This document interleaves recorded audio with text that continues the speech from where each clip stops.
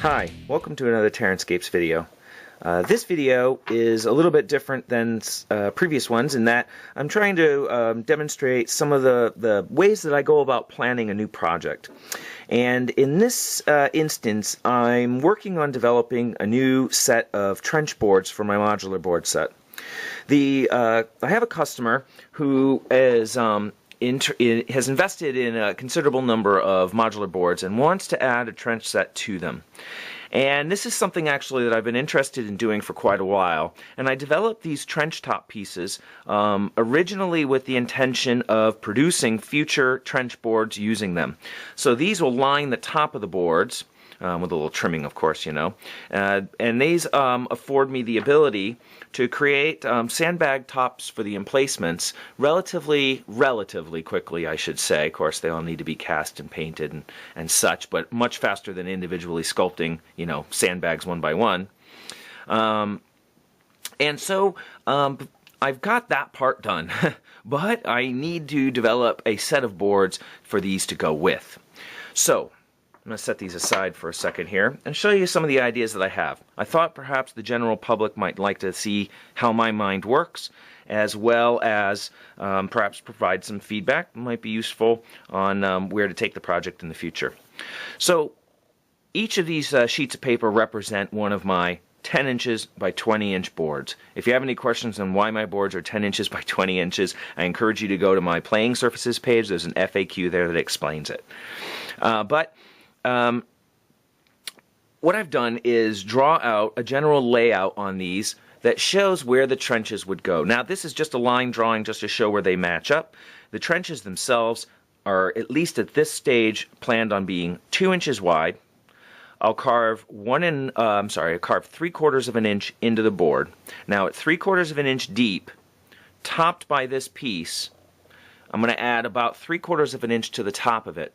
So the total depth of the trenches, once you're inside the trench, will be just about 1.5 inches, which is going to conceal most miniatures from line of sight from miniatures on the tabletop, which is a realistic depiction of a trench. That's what a trench is supposed to do.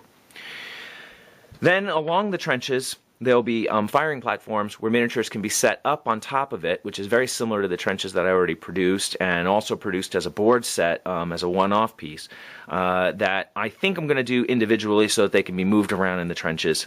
But that's something that I can work on a little bit in the future. But right now, I wanted to look at the general layout of what the trenches would look like carved into boards. So this would represent a 10 by 10 board. This is a full 10 by 20 board. And in a typical set, the typical set is if you're going to play a 4-foot wide table by a 6-foot, these boards conform most closely to 70 inches to go the full length of the table. Normally a table will be 72 inches, so it's very close. Or, oh God, doing a blank here, or 50 inches wide. And 50 inches wide corresponds to the 48 inches of a 4 feet. So it hangs off by about 2 inches, an inch on each side. So to do a 50-inch wide tabletop, I would need 2 of these plus an end cap. An end cap might look like that. And with 3 boards, you could have a contiguous trench running, oh whoops, wait a minute, let's do this one. So this video may not be for everybody. This is sort of like in the mind of the maker rather than a finished project here. So here you see a continuous trench that runs all the way across the table. I thought it might be interesting to have on these 2 boards a ramp that leads from the trenches smoothly up to the ground level. But I want also the trenches to be able to cover the full length of the table, which would be 70 inches. So I'd need 3 of these boards. I'm a man who likes variety. So I decided, I mean, of course you could get maybe, you know, an extra one of these boards, but I was thinking for an original set that would comprise, say, these boards here. And then here you see a union that comes off, and I've got a few extra boards here. Then you could have, say, this piece like this piece like this piece like this, and this piece like this. And then you'd have it's almost like a double deep trench set. This mark here, where it's a large square, I thought it might be interesting to do a trench all the way around the center and have the center be, a raised area. Perhaps you could put something defendable on top of it. It just adds a little more, foxhole, firing corners, sort of, what's the word I'm looking for? I don't know. More corners to shoot around, more variety for line of sight, more variety for troop movement. Now with these boards, just as the basic set, you still have quite a bit of flexibility in how it could be laid out. So you could remove this board, push this over to here, drop this board in here, for instance, move that up.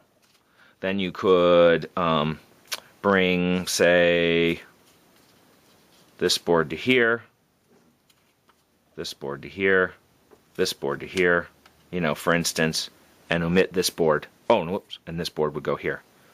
So you see, you could vary the layout in quite a few different ways.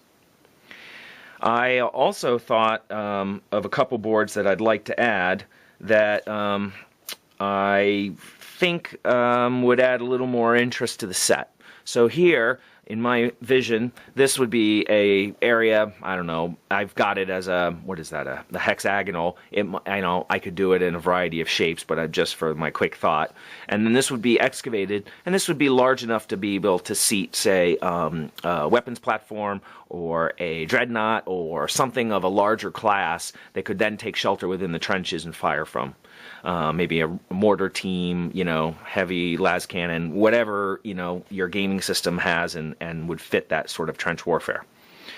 So adding in, say, that board and, say, one more here with a double cut within the trench, as well as one branching off of it, it affords, again, just that extra level of variability whereby you could, do something like this.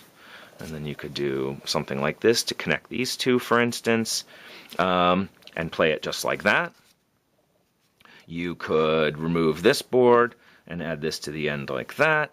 You could pull this out like this. Let's see here. I had a couple different ideas. You could take this, push it onto the side like this, push this like this, drop this in over here. Drop this in like this, drop this in like this. So you can see that, you can get quite a few different configurations. Now you have to envision that this is transecting the entire length of a 6-foot table. This is not a short set of boards here. This is 70 inches long. You'd have a double trench system covering almost the entire extent of the table, but in this instance, except for a small portion here. I also thought, let's see if I can recreate this, that you could do something like, let me slide these down so I keep them in frame. Let's see here. Whoops, I haven't planned this out, so I'm kind of running through these. I did set up several of these before I reached this stage, but, remembering all the different configurations that I looked at, it's tricky. So you could do, say, something like this. Where's that corner piece? Oh, well, you'd need another corner, wouldn't you? I don't like that. Let's do this. You could do something like this. Something like that. Something like that. What did I have before? Let me see here. Well, let's see. Something like this.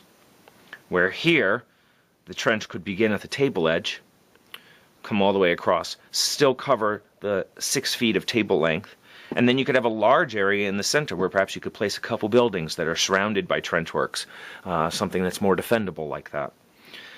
So this is a basic idea of some of the boards that I've been thinking about. The boards would have corrugated iron sides, like rusted steel corrugated lining the trenches themselves. Firing platforms that would be most likely at this point cast in plaster, similar to this, and then you could have a collection of those where you could place firing platforms at key places. Maybe along the front would be more heavily placed with firing platforms to defend against this direction, but perhaps you want to also put some against the back. You could turn these around so that the ramps going up to the center, lead to that center plateau where you're going to have your defendable buildings or objective markers. And I think with this arrangement of boards, you could set up probably, I'm going to guess, if you really played around with it, at least 8 to 12 different, sizably different configurations for how you'd like to do the trenches on the tabletop. Either going the whole length of the 6-foot board or the 4-foot width, something like that. So I'm just putting it up there as a very, very preliminary work. This is just ideas that I'm running around in my head. These boards are not going to show up in the store anytime in the immediate future, but they will show up most likely a little bit later on this year. And it's something that I've had in the works for quite a while in my mind and really would like to start pushing it forward. So if people, have some comments on it, thoughts on different types of boards that might be useful to include, maybe you have a gaming system that, should be taken into consideration with terms of measurements. I figure with 2 inches wide, you should be allowed to have 2 miniatures in a trench, say one on a platform and one standing behind him at ground level. And at 2 inches wide, say for this, just to give you a little scale comparison, right? Let's say it's 2 inches uncarved, 2 inches wide, so that's 4. So you'd have 8 inches. So even though this looks quite big, this would actually be a 2-inch strip down the middle, because you'd have 2 plus 2 for the channel, 2 raised, 2 for the channel, 2 on the side. 2, 4, 6, 8, 10. Yep. So you'd have a 2-inch wide strip coming down the middle that would probably extend, say, 16 inches of the length of the board, and allowing for the end cap and the connectors to the next set. So anyway, I'm putting it out there. This is a pretty unusual video. If you find it a little bit boring, skip ahead. I'll have other things up there a little more conventional, but I thought the general community might like to see how my mind works for trying to plan a new set. This is how I developed all the river boards for all my sets. When I did the Ashland set, I have a separate stack of cards that I use to develop the roads, the canal system, try to map that out so that I can see exactly how many ways the set can be arranged and in what level of flexibility the players are going to have to vary up their terrain, as well as how many boards it takes to actually fill a table. So hopefully you found this a little interesting, and I'll be interested to hear some feedback. Feel free to leave comments below the video. I check those pretty frequently, and as this project moves forward, expect to see more videos on it somewhere down the road. Thanks for watching. I'll talk to you later.